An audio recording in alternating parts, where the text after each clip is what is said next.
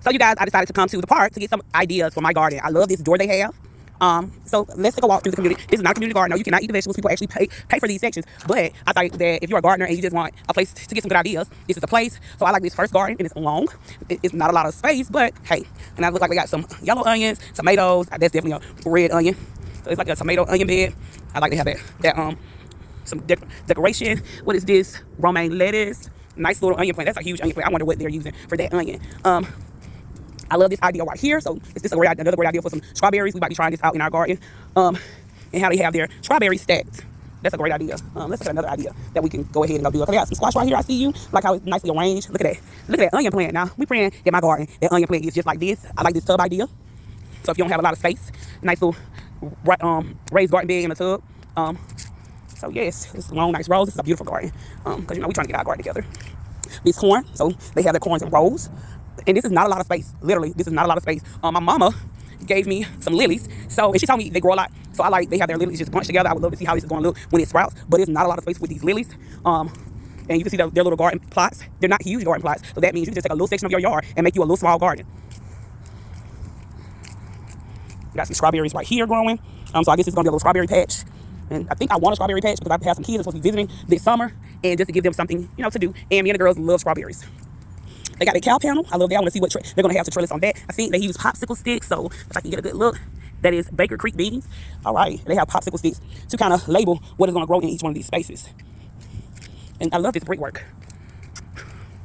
All right. So this is another little great idea. And we're definitely going to go back home and implement some of these ideas in my garden. I like that. That's some cheap plastic mesh, some plastic fencing. I have some at home, but it looks like they're going to run some type of vine vegetable on that. I think this is the best one. The homegirl was very decorative with this. Nice. They got that pepper plant growing. They got the marigold in there. Got little nice herbs going on with the windmills. Cute little solar lights. The tomatoes. I love this garden. It's a very personable garden. I like how they use the reused cow panel to tower some vegetables. Yes. So I'm gonna go back. I'm gonna share this video with you guys, but I'm gonna go back and try to recreate something. I like this fence they use to create this fence, this door. So they have some great ideas.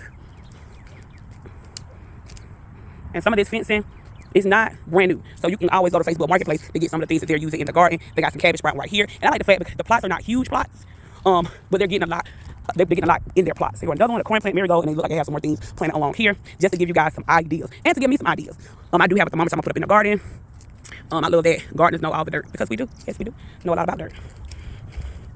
I like this. So this is like one of the ideas I think I'm gonna go steal and put into my garden. That's Christian and the puppy. Some more tomatoes. I guess if you can't grow nothing else, baby, you can grow some tomatoes. Yep. A lot of acid. This is a nice one. I like the birdhouses they have here. Oh, this is a nice one. Not a large plot. This is not a large plot, but it's a lot of stuff going on in this plot. Oh, this is nice. They got the white ties, some used white ties to make this garden. They planted corn. It must be lily season, baby, because they got them lilies popping over there.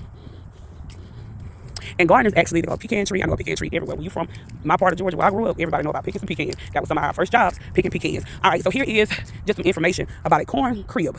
Numbers of small knotted log sheds were built on the farms as storage and boring space. They could be easily built from small trees on the farmer's land. This particular log shed was used to store corn in and called a corn crib. This corn crib dates in the 19th century and stood on the farm near snapping shows. And it is not here. Oh, that's the corn crib right there.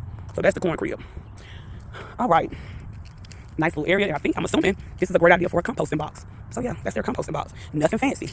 All right, make sure you like, share, follow along. And if this video was beneficial for you, all that's trying to get your garden started, make sure you hit that like and share button. They do have these roses on the outside.